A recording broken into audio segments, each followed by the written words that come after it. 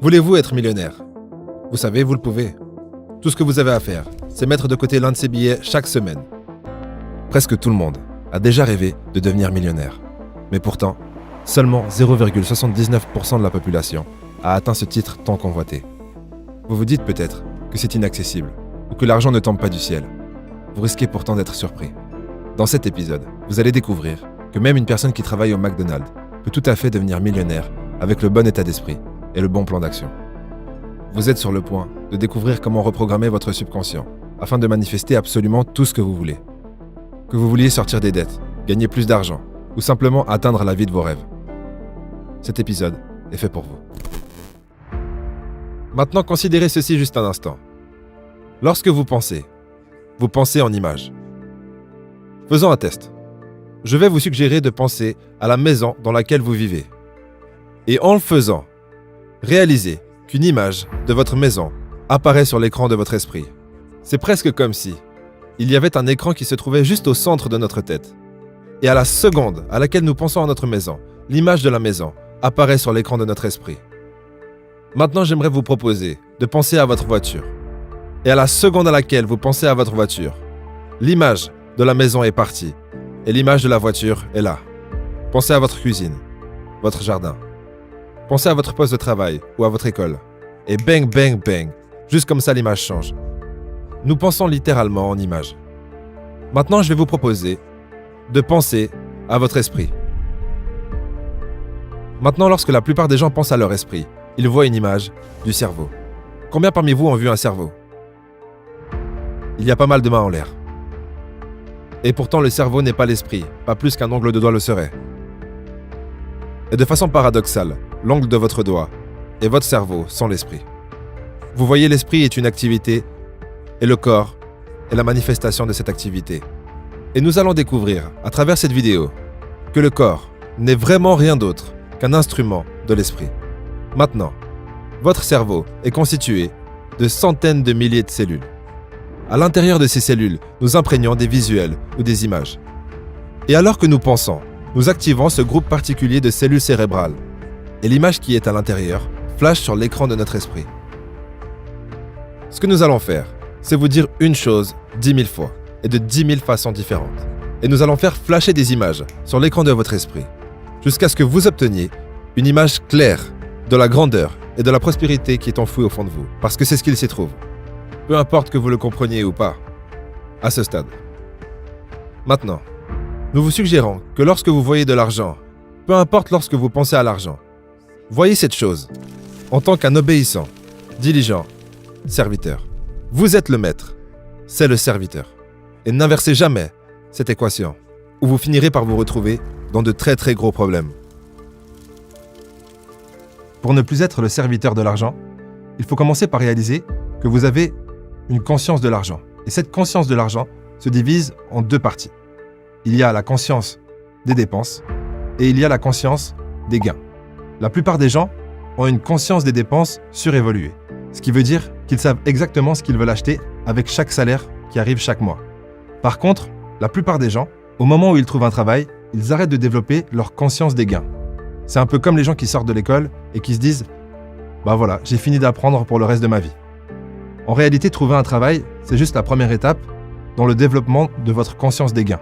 Parce que si vous ne développez pas votre conscience des gains, bah vous resterez à vie coincé dans ce que j'appellerais la pyramide de l'esclavage, qui est de travailler pour gagner un salaire, pour ensuite dépenser ce salaire, pour ensuite retourner travailler. Et l'idée, c'est que si vous allez travailler pour gagner un salaire, et qu'au lieu de dépenser ce salaire, ou la totalité de ce salaire, vous l'investissez, après un certain stade, vous allez pouvoir vivre sur les intérêts de vos investissements. Ce qui vous permettra de ne pas dépendre de l'État, par exemple, en espérant avoir une retraite. Mais surtout de vous offrir une retraite anticipée. Et donc d'arrêter de travailler quand vous le souhaiterez, par exemple. Et pour ceux qui se disent « mais je ne gagne pas assez pour épargner ». En gros, c'est faux. Tout le monde gagne assez pour épargner. Laissez-moi vous poser cette question, par exemple. Qui est le plus riche entre une personne qui gagne 100 000 par mois et une personne qui gagne 5 000 par mois? Si vous avez pensé 100 000 par mois, la réponse c'est pas forcément.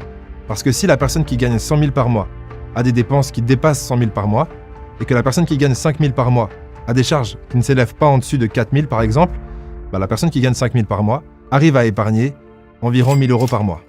Ce qui veut dire qu'elle s'enrichit de 1 000 € de plus que la personne qui gagne 100 000 par mois mais qui a 100 000 de dépenses par mois.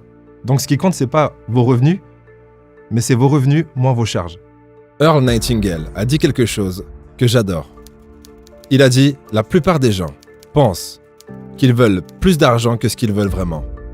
Et ils se satisfont de beaucoup moins que ce qu'ils pourraient avoir. » J'imagine que, probablement, beaucoup d'entre vous sont nés avec la même croyance que moi, croyance transmise pendant notre éducation, que si vous voulez gagner de l'argent, vous allez devoir travailler très dur. Eh bien, laissez-moi revenir sur ce que Napoleon Hill a dit à ce sujet.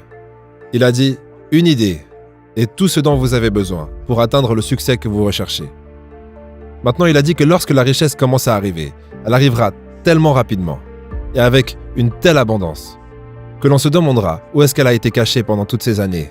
Maintenant, il a dit « Ceci est une remarque surprenante, d'autant plus lorsqu'on prend en considération la croyance populaire qui dit que la richesse ne vient qu'à ceux qui travaillent dur et longtemps. » Lorsque vous commencez à réfléchir et devenir riche, vous allez observer que la richesse commence avec un état d'esprit, avec un objectif bien défini et avec peu ou pas de dur travail. Il dit « Vous et toute personne devrait s'intéresser à comment obtenir cet état d'esprit qui attirera la richesse. » Bob Proctor va tout de suite vous dessiner une image de l'esprit. Mais avant ça, arrêtons-nous sur l'idée de qu'est-ce que le dur travail.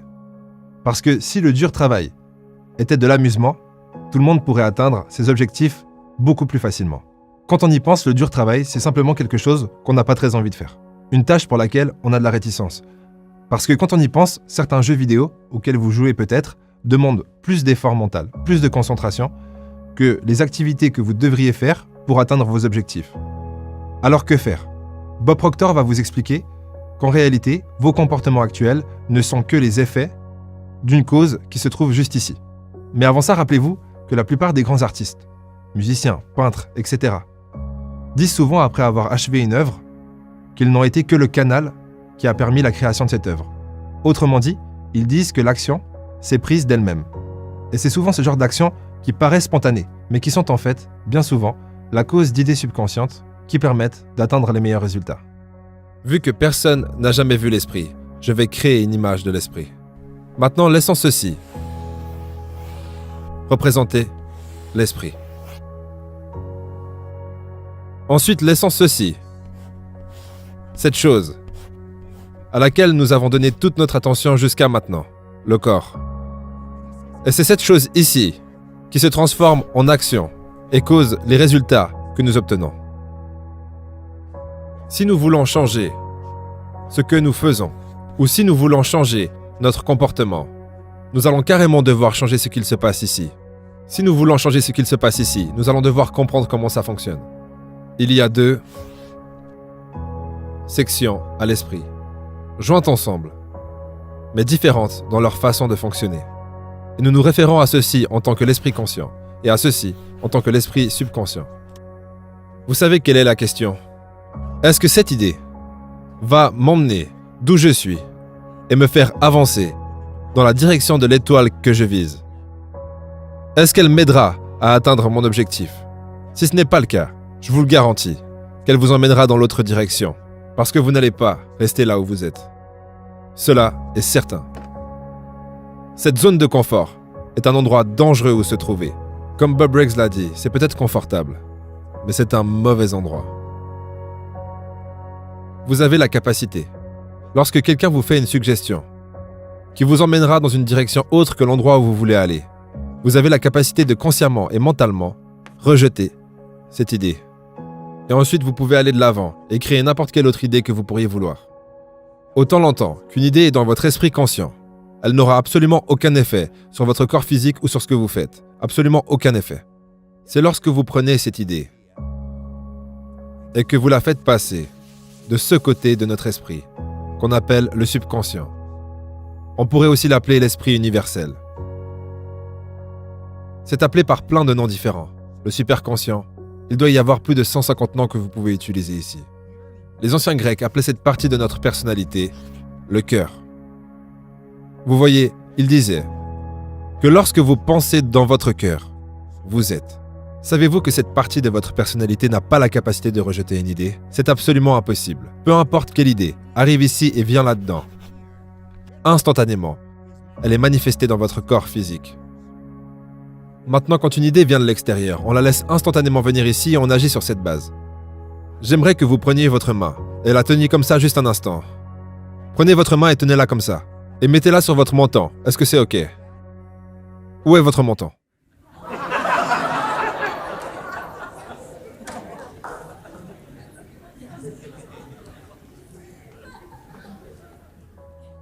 Pourquoi est-ce que vous avez mis votre main ici? Vous savez pourquoi est-ce que vous avez mis votre main ici? Parce que j'ai mis la mienne ici. Vous direz que c'est ce que je vous ai dit de faire. Mais je dirais plutôt que vous ne pensiez pas. Je vais faire la suggestion que vous avez laissé cette idée aller directement dans votre subconscient et vous avez automatiquement agi sur cette idée. Si vous choisissez une idée et que vous la mettez ici, instantanément et automatiquement, vous faites passer cette chose qu'on appelle le corps, qui n'est rien d'autre qu'une masse d'énergie dans une nouvelle vibration. Cela vous fera ensuite agir différemment. Vous voyez, l'action est causée par la vibration. Si vous entretenez une idée négative, et ceci est l'esprit émotionnel entre parenthèses, et que vous vous laissez être émotionnellement impliqué dans cette idée négative, vous ferez instantanément passer votre corps dans une vibration négative. Il ne peut y avoir aucune action intelligente venant d'une vibration négative. Jamais. Comment améliorer vos vibrations pour manifester à vous tout ce que vous voulez? C'est très simple, mais en même temps, ce n'est pas facile. Parce que la plupart des gens font cette erreur. Ils pensent utiliser le pouvoir de la pensée alors qu'ils sont utilisés par le pouvoir de la pensée.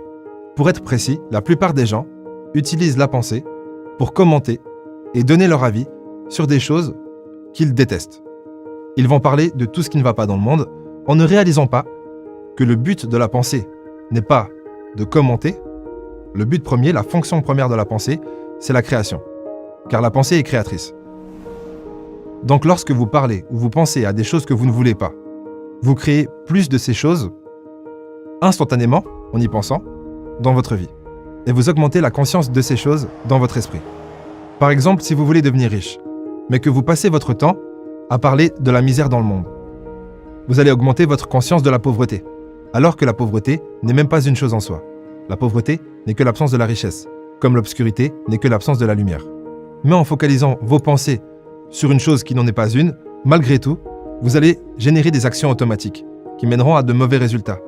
Et ces résultats vous confirmeront vos idées préconçues sur l'idée que le monde est mal fait et que la plupart des gens sont destinés à rester dans la pauvreté. Ce qui n'est fondamentalement pas le cas. Un de mes auteurs préférés, Wallace D. Wattles, dit plus ou moins mot pour mot que si vous voulez devenir riche, tournez le dos à la pauvreté une fois pour toutes. Arrêtez de vous intéresser aux idées de manque et focalisez-vous pleinement sur la prospérité, l'abondance et la richesse.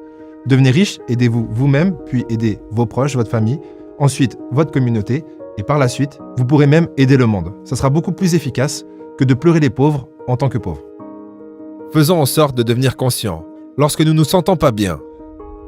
Quand nous ne faisons pas les choses qui nous donneraient les résultats que nous voulons, nous sommes émotionnellement impliqués avec les concepts destructifs que nous avons mis ici nous-mêmes. Faisons en sorte de consciemment et délibérément construire une idée positive, être impliqué émotionnellement avec cette idée positive, et simultanément, nous passerons dans une vibration positive. Et là, absolument tout changera. Les idées que vous projetez sur votre esprit subconscient, encore, et encore, et encore, et encore, et encore, ultimement finissent par être figées là-dedans. Vous voyez, ce que vous faites, quand vous construisez ces idées, dont nous discutons maintenant, ce que vous faites, c'est construire des cellules cérébrales. À chaque fois que vous pensez à cette idée, vous renforcez ces cellules cérébrales. Dans une période de temps relativement courte, le docteur Maxwell Maltz, l'incroyable auteur du merveilleux best-seller Psycho-Cybernétique, a mis en avant qu'en approximativement 21 jours, à faire ceci avec une idée, cette idée sera incrustée dans votre esprit. Ensuite, cela est plus communément appelé une habitude. Une habitude est une idée qui est figée dans notre esprit subconscient. Et cela nécessite plus aucune pensée consciente. Ça nous fait juste agir. Si vous deviez vous souvenir que d'une seule chose dans cette vidéo jusqu'à maintenant, parce qu'il y a encore de grandes idées qui arrivent, mais ce serait d'ajouter une étape à votre plan d'action. Au lieu de vous dire « il faut absolument que je fasse X ou Y », dites-vous plutôt « il faut absolument que je reprogramme mon subconscient pour que X ou Y se fasse de soi-même ».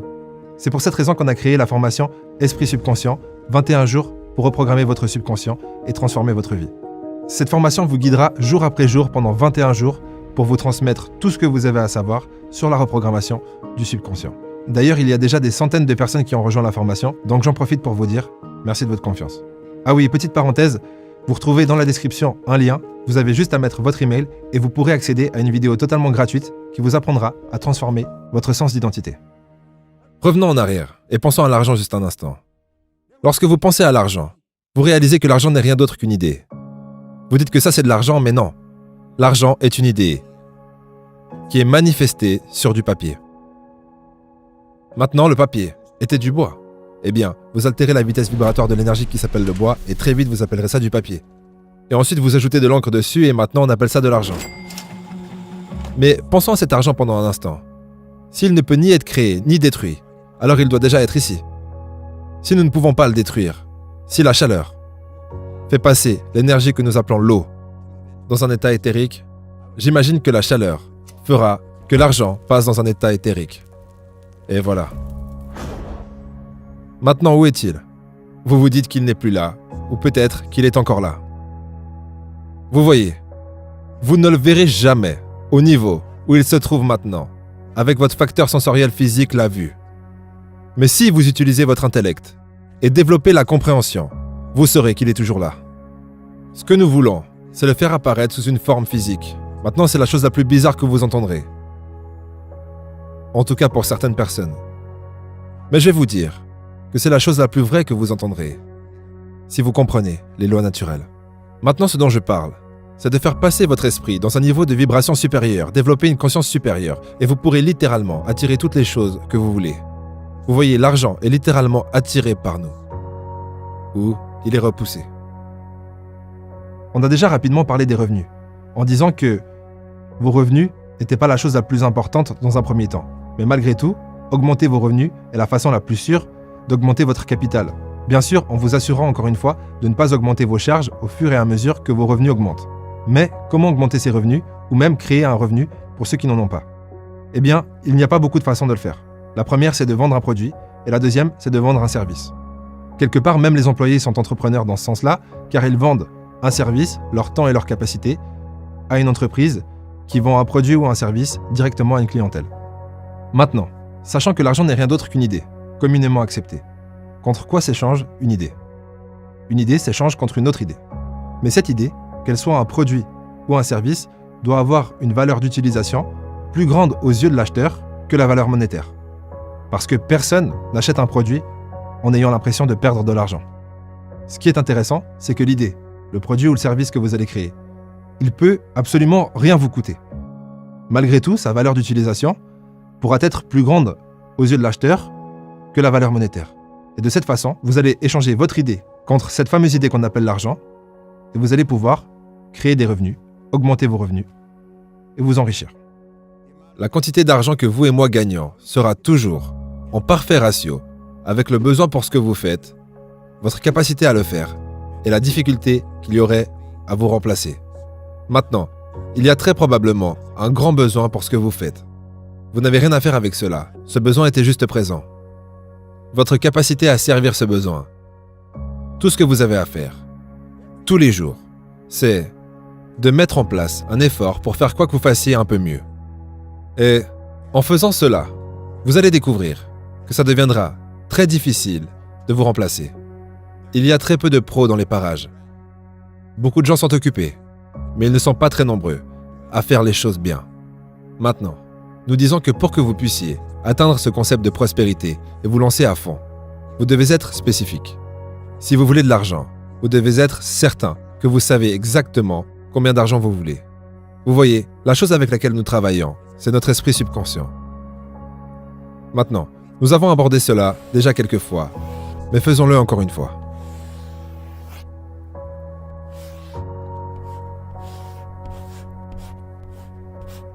Ce sont les idées qui ont été programmées dans notre esprit subconscient, à travers la répétition, qui ont constitué le conditionnement qui s'y trouve actuellement.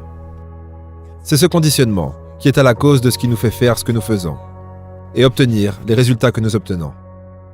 S'il y a de la pauvreté comme résultat ou un manque d'abondance, le problème ne se trouve pas dans ce que nous faisons. Le problème est ce qui nous fait faire ce que nous faisons. Vous voyez, l'action ou le comportement est un effet. Maintenant, c'est là-dessus que tout le monde essaye de changer quelque chose. Il s'efforce de changer les effets. Si vous voulez changer vos résultats, il est absolument nécessaire que vous alliez à la cause du problème, à la cause primaire. Et la cause de votre situation financière actuelle se trouve juste ici, dans l'esprit subconscient. Maintenant, ce que nous devons faire, c'est de choisir consciemment ce que nous pensons et établir une idée de la prospérité que nous cherchons, ici dans notre conscience. Ensuite, nous devons être émotionnellement impliqués dans cette idée. Les gens qui n'ont pas d'argent auront de la peine à accepter cela. Mais je n'ai jamais rencontré qui que ce soit avec de l'argent qui avait de la peine à accepter ça. Pour tout dire, ils le savent, et c'est la raison pour laquelle ils ont de l'argent. Une chose importante à faire pour toutes les personnes qui veulent améliorer leur qualité de vie et transformer leur environnement, c'est de passer autant de temps que possible dans son imagination. L'idée, c'est que vous pouvez utiliser votre imagination pour penser à n'importe quoi. Votre voiture, votre maison, vous l'avez déjà fait. Mais ce que vous pouvez faire également, c'est créer des environnements de toutes pièces et vivre dans ces environnements. Par exemple, même si vous vivez dans une cave, vous pouvez fermer les yeux et vous imaginer dans la maison de vos rêves. Et l'idée, ça va être d'ignorer l'environnement qui vous déplaît actuellement et passer le plus de temps, quand vous avez des moments de libre, dans la sensation que vous êtes déjà dans l'environnement de vos rêves. Maintenant, pensons à ça. Y a-t-il quelqu'un ici qui a 20 ans? 21 ans? Laisse-moi te poser une question. Est-ce que tu voudrais te lever juste une minute? Andy, combien de façons? Laisse-moi d'abord te serrer la main. Comment ça va, Andy? Bien et vous? Je vais merveilleusement bien. Andy, combien de façons y a-t-il de gagner de l'argent à ton avis? Des centaines? Eh bien, tu sais, c'est marqué dans le livre qu'il y en a seulement 2. Seulement 2 façons. Maintenant, c'est un peu choquant pour la plupart des gens. Il y a un jeune homme l'autre jour qui a répondu une façon. Il était très proche. Il y a 2 façons. La première, c'est les gens qui travaillent. Et la deuxième, c'est l'argent qui travaille. Ce sont les 2 seules façons que vous avez pour gagner de l'argent. Est-ce que tu travailles, Andy? Oui. Tu travailles. Est-ce que tu dépenses l'un de ces billets chaque semaine? Très facilement. Très facilement. Ce que nous regardons ici, c'est un billet de $20. Andy, quand tu t'es réveillé ce matin, est-ce que tu t'es assis sur le côté de ton lit en pensant « Je me demande si je devrais m'habiller aujourd'hui ». Je me suis habillé. Tu t'es juste automatiquement habillé, n'est-ce Oui. pas? C'est une habitude. Ok. C'est quelque chose que nous faisons sans avoir à émettre la moindre pensée consciente. Andy, supposons que tu prennes l'un de ces billets de $20 et que tu le mets de côté chaque semaine. Tu le plies juste en 2 et tu le mets de côté. Et tu ferais ça pendant 50 semaines. Tu aurais 50 billets de $20. Combien d'argent ça ferait? $1000? $1000. Si tu faisais ça pendant 50 semaines, tu auras probablement créé l'habitude de le faire. Est-ce que tu es d'accord avec ça? Oui, c'est vrai. Les habitudes sont dures à détruire, n'est-ce pas? Oui, elle le sent. Andy, si tu continues à le faire tous les ans pendant 40 ans, combien est-ce que tu aurais? 40 000. $40 000. C'est exact. Ça, c'est seulement si tu les laissais sous ton matelas. Cependant, si tu trouves quelqu'un qui sait vraiment comment trouver des investissements rentables pour ces billets de $20, et tu les donnes à cette personne pour que cet argent travaille pour toi, de cette façon, tu auras les 2 façons de gagner de l'argent. Tu travailles, Andy, et tes $20 travaillent. Tu sais qu'après 40 ans, tu n'aurais pas 40 000 $, Andy. Tu sais combien tu aurais d'argent? Non, je ne sais pas. Qu'est-ce que tu penses que tu aurais? Environ 200 000 $. 200 000 $? S'il te trouvait des investissements à 10%, tu aurais 510 000 $. Et tout ce que tu aurais fait, c'est de mettre de côté 20 $ par semaine. S'il te trouvait des investissements à 12% par année, tu n'aurais pas 500 000 $. Tu aurais 950 000 $. Et s'il te trouvait des investissements pour ce billet de 20 $ à 14%, et il y a beaucoup de gens qui peuvent vous aider à faire cela de nos jours, tu aurais 1 800 000 $. Et la seule chose que tu auras fait, c'est de mettre de côté 20 $ par semaine. Et tu aurais 1 780 000 $ qui travailleraient pour toi. Si vous voulez que cette vidéo change votre vie, vous n'allez pas pouvoir vous contenter de la regarder en mangeant du popcorn. Mais il va également falloir prendre de nouvelles actions. Et une action simple que vous pouvez prendre dès maintenant, c'est commencer à épargner pour ceux qui ne le font pas. Et l'idée, ça va être de vous payer vous avant de payer quoi que ce soit d'autre. Et en plus, vous n'aurez même pas besoin de créer l'habitude de le faire. Parce que vous pouvez très bien mettre en place un ordre de paiement automatique qui prendra un montant sur votre compte pour le transférer sur votre compte épargne par exemple. Idéalement, l'objectif devrait être, selon le livre L'homme le plus riche de Babylone, 10% que vous vous payez à vous-même tous les mois. Si 10% c'est trop pour l'instant, parce que vos charges sont trop élevées, c'est pas grave, commencez avec ce que vous pouvez. Mais ultimement, visez 10% de vos revenus que vous épargnez pour ensuite pouvoir les investir. Bien sûr, vous pouvez aller beaucoup plus haut. Le plus vous êtes capable de vous payer, le mieux c'est. Et en ce qui concerne les investissements, eh bien vous avez deux options. Soit vous apprenez à investir, soit vous trouvez quelqu'un à qui vous pouvez faire confiance, qu'il fera pour vous. Personnellement, je préfère la première option. Vous savez, même si Andy travaillait au McDonald's sans jamais avoir la moindre promotion, il pourrait devenir millionnaire. Donc vous voyez, l'erreur classique que les gens font, c'est de penser que si vous voulez devenir millionnaire, vous devez gagner beaucoup d'argent. Et bien sûr, ce n'est pas vrai. Si vous voulez devenir millionnaire, vous devez avoir un plan pour devenir millionnaire. Et c'est tout ce dont vous avez besoin. Vous avez juste à décider que vous allez devenir. Combien de personnes parmi vous voudraient devenir millionnaire? Soyez honnête et levez la main. La main de tout le monde est en l'air. Et vous, voulez-vous être millionnaire? Vous savez, vous le pouvez. Tout ce que vous avez à faire, c'est mettre de côté l'un de ces billets chaque semaine. Donnez-le à quelqu'un qui comprend comment fonctionne l'argent. Maintenant, je ne serai pas la bonne personne à qui le donner. Si vous avez des doutes à ce sujet, vous n'avez qu'à demander à ma femme. Voyez, mon ami m'a dit une fois que son but était de gagner plus d'argent que sa femme serait capable de dépenser. Je me suis fixé ce but il y a déjà bien longtemps, et ma femme m'avait dit qu'elle acceptait ce défi.